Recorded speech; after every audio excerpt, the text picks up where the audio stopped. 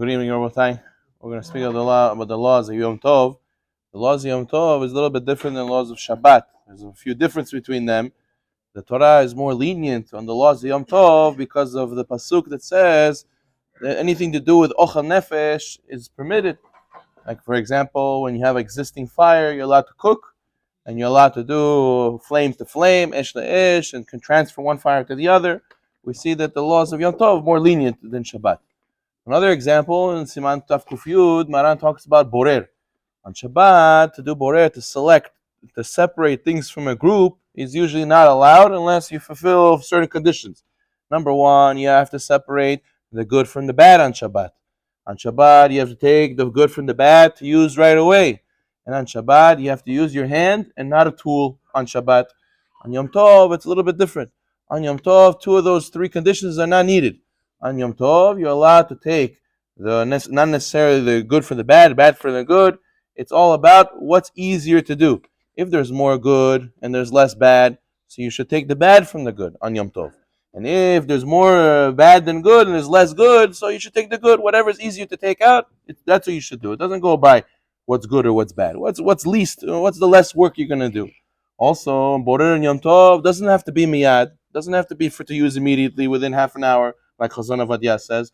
Borer Yom Tov, as long as you use it on the same day, it's allowed, it's permitted. So therefore you have to realize, but the halacha about not using a tool, that still applies. That still applies. You cannot use a tool to do borer for a large quantity on Yom Tov. So therefore you have to pay attention that if you learn the laws of Yom Tov before Yom Tov, you'll see many differences between the two. For example, another one is measuring, weighing and measuring. On Yom Tov, on Shabbat, we don't weigh and measure things with a mechanical scale or with a ruler and whatnot. But on Yom Tov, especially on Pesach, there's a lot of mitzvot involved. You have to measure al-kazayit, you have to measure how many ounces, all those things. For mitzvot, you'll be allowed to measure these items on Yom Tov, even though you wouldn't be allowed to do that on Shabbat. So you see, it's good to know the difference between Yom Tov, the laws of Yom Tov, and the laws of Shabbat. Not to get confused between the two. There's a story, many of the Hasidim masters say these stories before the month of Nisan. Rosh Chodesh is this Motzei Shabbat, B'ezrat Hashem Ba'alenu Tova. There was a Jew who used to work for a goy. He used to lease from him a place for his office, for his work.